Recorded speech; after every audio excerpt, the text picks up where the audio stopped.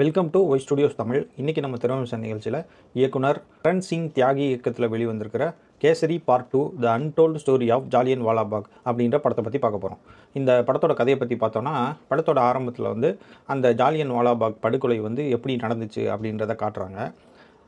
அது நமக்கு எல்லாத்துக்கும் தெரிஞ்ச மாதிரி இந்த ஜென்ரல் டயர் அப்படின்றவர் ஒரு இடத்துல வேறு ஒரு விசேஷத்துக்காக கூடின மக்களை அந்த இடத்துல மேனிப்புலேட் பண்ணி கூட வச்சு அவங்க எல்லாத்தையும் சுட்டு கொன்னார், ஈவு இறக்கமே இல்லாமல் அப்படின்றது தான் அந்த நிகழ்வோட கதை.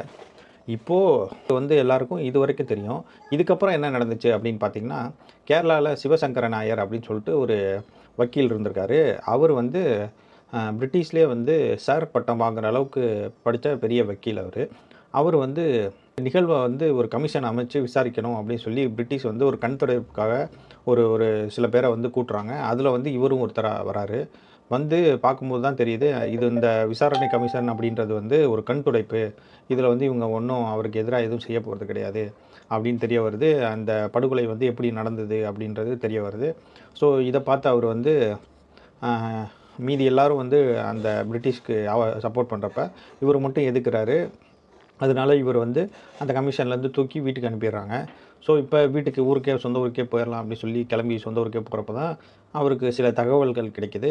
அதை வச்சுட்டு அவர் திருப்பி பிரிட்டிஷ் அந்த ராணிக்கு எதிராகவே இந்த கேஸை போடுறாரு. இந்த மாதிரி இவர் பண்ணது ஒரு பெரிய படுகொலை, அதுக்கு இவருக்கு கண்டிப்பாக தண்டனை கொடுத்தே ஆகணும் அப்படின்னு சொல்லி போட்டு அதுக்கப்புறம் எப்படி ஜெயிக்கிறாரு அப்படின்றது தான் இந்த படத்தோட மித்த கதை. இந்த படத்தில் நமக்கு எல்லாருக்கும் தெரிஞ்ச அந்த ஒரு ஜாலியன் வாலாபாக் படுகொலையை எடுத்துக்கிட்டு அதுக்கப்புறம் நமக்கு தெரியாத என்னென்ன விஷயங்களை இதில் சொன்னாங்க அப்படின்றது தான் இந்த படத்தில் புதுமையாக இருக்குது. முக்கியமாக பார்த்தா அந்த ஜென்ரல் டயருன்றவர் அவர் ஏன் இத்தனை பேரை படுகொலை செய்கிற அளவுக்கு அவர் எப்படி ஒரு சைக்கோபேத்தாக இருக்கார் அப்படின்றத காமிச்சிருப்பாங்க. அதுக்கப்புறம் ஏன் அந்த காலத்திலே இவர் ஏன் இதை எதிர்த்து குரல் கொடுத்தாரு. ஜாலியன் வாலாபாக் படுகொலைன்னு ஒன்று நடந்தது நமக்கு தெரியும். ஆனால் அதுக்கப்புறம் என்ன நடந்துச்சு அப்படின்றது, அதுக்கு என்ன தீர்வு கிடைச்சிது அப்படின்றதெல்லாம் நம்ம ஹிஸ்ட்ரியில் படிக்காமல் போயிட்டோம் போல். அதெல்லாம் இந்த படத்தில் கொஞ்சம் சொல்லியிருக்காங்க. எப்பயுமே ஹிந்தியில் ஒரு பழக்கம் இருக்குது, வருஷத்துக்கு ஒரு படம் பீரியாடிக் சப்ஜெக்ட் வந்துடும். அதாவது ஒரு ராஜாவை பற்றி வந்துடும். அதுக்கப்புறம் வருஷத்துக்கு ஒரு தடவை ஒரு சுதந்திர போராட்ட நிகழ்வை எடுத்து ஒரு படம் வந்துடும்.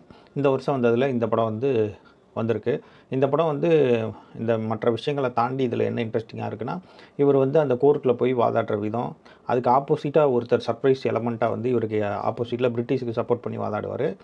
இவரே ஒரு காலத்தில் பிரிட்டிஷ் சப்போர்ட் பண்ணிட்டு இருந்தவர் தான், மாறி அதுக்கப்புறம் இந்தியாவுக்கு சப்போர்ட் பண்ணி வாதாடுறாரு. இப்போது இன்னொரு இந்தியன் பிரிட்டிஷ்க்கு சப்போர்ட் பண்ணி வாதாட வருவார்.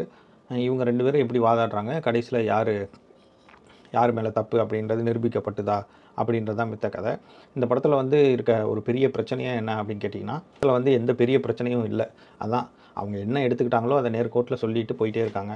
பெருசாக ஒரு பாடல்களோ காதல் காட்சிகளோ இல்லாதது மனசுக்கு சந்தோஷத்தை தருது. படத்தில் நடிச்சிருந்த அக்ஷய்குமார், மாதவன், அனன்யா பாண்டே, அந்த பிரிட்டிஷ்காரங்களாம் நடித்தவங்க எல்லாமே நல்லா நடிச்சிருந்தாங்க. நல்லா செலவு பண்ணி எடுத்திருக்காங்க போல். ரொம்ப நல்லாயிருக்கு. கண்டிப்பாக இது வரைக்கும் நீங்கள் இந்த படத்தை பார்க்கலன்னா கண்டிப்பாக ஒரு தடவை பாருங்கள். கண்டிப்பாக ஒரு தடவை பார்க்குறதுக்கு இன்ட்ரெஸ்டிங்கான படமாக தான் இருக்கும்.